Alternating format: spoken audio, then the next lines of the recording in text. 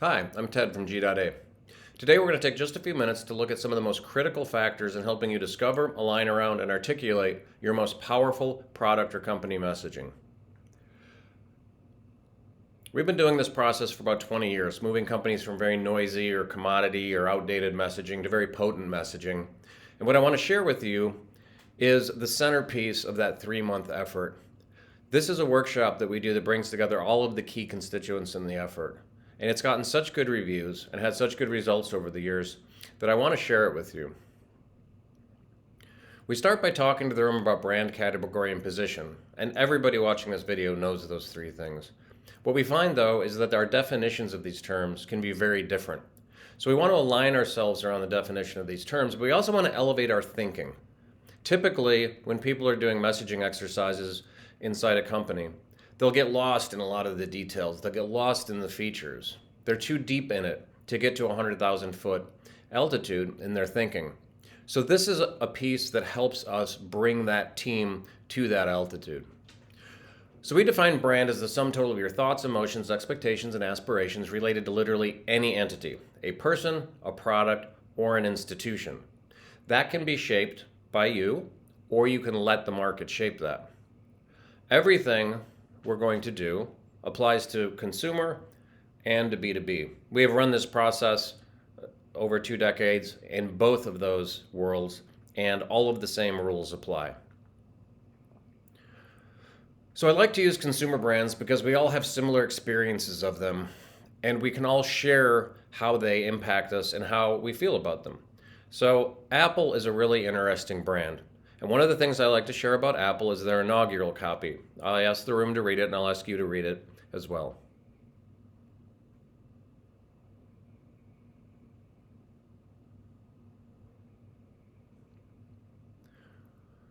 When I ask the room to make some observations about this, what we find is that we don't know that this is a technology company, and we don't know what products they make.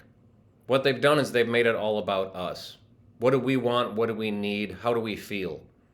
So they're building a tribe, and it's a very interesting and transcendent way of thinking, particularly when most of us get lost in product features. Nike, similarly, does not get lost in product features.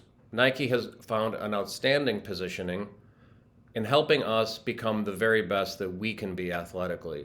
And when you have a positioning like that that's transcendent, the executions become transcendent. Category. No matter what business you're sitting in, you are nothing more than a solution to a problem. And your category is all of those solution options in that problem. So I picked for the workshop, I'm hungry, I need some food, because we all get hungry.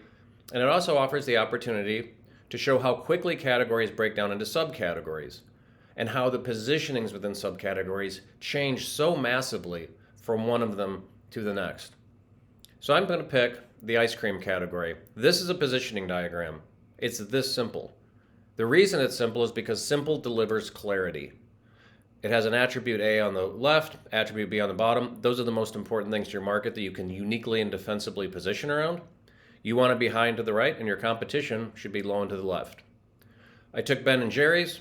Ben & Jerry's has forever been about quirky flavors and cause-focused. That's an extension of the founders.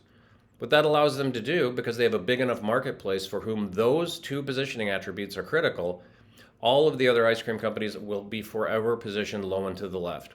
Does Haagen-Dazs care about that? No, they do not, because they have their positioning where Ben & Jerry's is low and to the left. It's probably around a premium attributes. But Ben & Jerry's has been pushing this position for so long, it's something that we have a relationship with. Again, this is a positioning grid. Your category name, attribute A, attribute B. The concept is simple. Doing this correctly is very difficult. A good example is cars. I ask people in the room, give me the cars that fit for high and to the right on prestige and engineering. I always get the same names. So these companies have figured out there's a big enough market on these positionings that they can reposition their competition low and to the left and build their businesses there. Does Subaru care? No. Subaru has its own positioning where BMW, etc. are low and to the left. A category, again, is just a set of solutions to a problem. Sometimes we are told by a category that we have a problem we didn't even know about, and they're the solution. And so cabs should come to you.